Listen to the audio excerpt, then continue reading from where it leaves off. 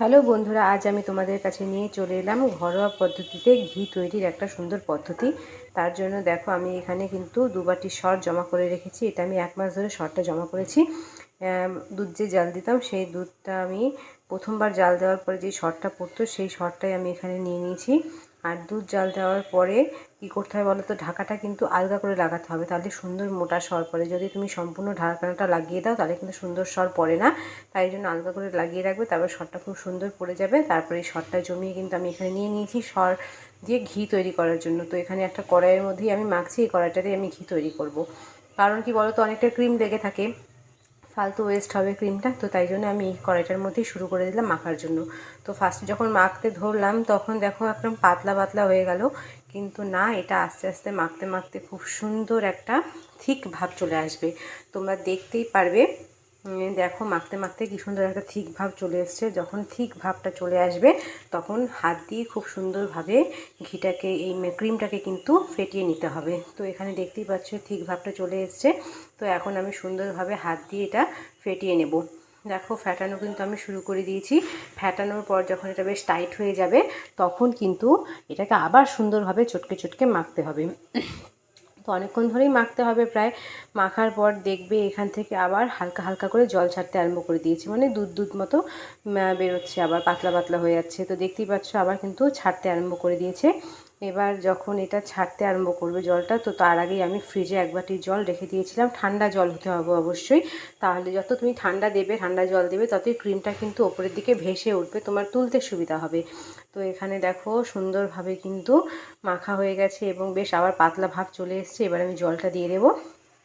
তো এখানে জলটা যখনই দেব তখন সুন্দরভাবে আবার জিনিসটাকে একটু গুলে নিতে হবে ঠান্ডা জলের সাথে। তাহলে কিন্তু ওপরে ক্রিমটা দেখো ভেসে উঠবে। দেখো আমার হাতের মধ্যে ক্রিমগুলো কিন্তু লেগে লেগে যাচ্ছে।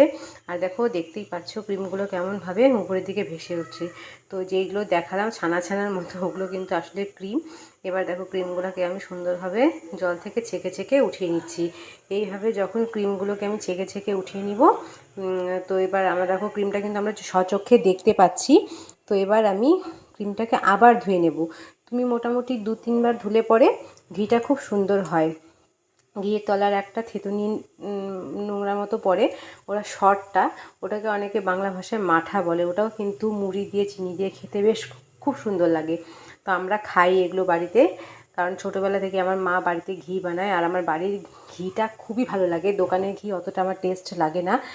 যারা যারা বাড়ির ঘি খাবে তাদের কিন্তু দোকানের ঘি একদমই মুখে রুচবে না। তো তাই জন্য কিন্তু আমিও আমার শ্বশুর বাড়িতে এই পদ্ধতিটা অ্যাপ্লাই করলাম। আমার মা সুন্দর সুন্দরভাবে ঘি বানিয়ে প্রত্যেকবার পাঠিয়ে দেয়। তো এবার আমি ভাবলাম যে আমি বাড়িতে জমিয়ে ঘিটা তৈরি করি। তো দেখো এখন ঘিটা কিন্তু বেশ সুন্দরভাবে রেডি হবে।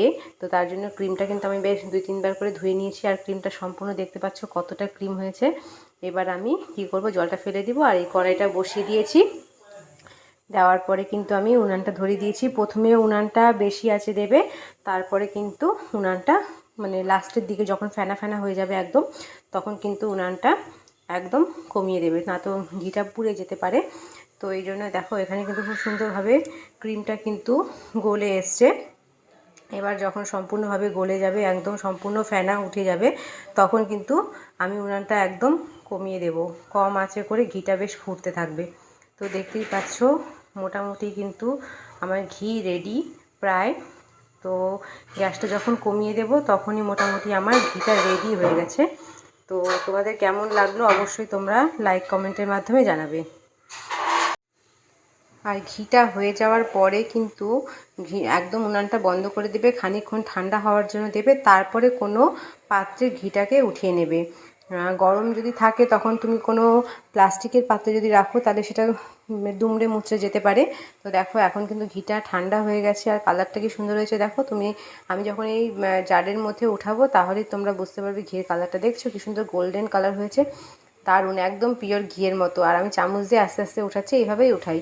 ছেঁকে নেওয়া যায় কিন্তু ওই যে ছাঁকনির মধ্যে আবার ঘিটা লেগে থাকে, আমি একটু ওয়েস্ট চাই না। দেখেছো পুরো 100 গ্রাম শিশি কিন্তু আমার ভর্তি হয়ে গেছে ঘি দিয়ে। আর এই যে কালো কালো মতো দেখতে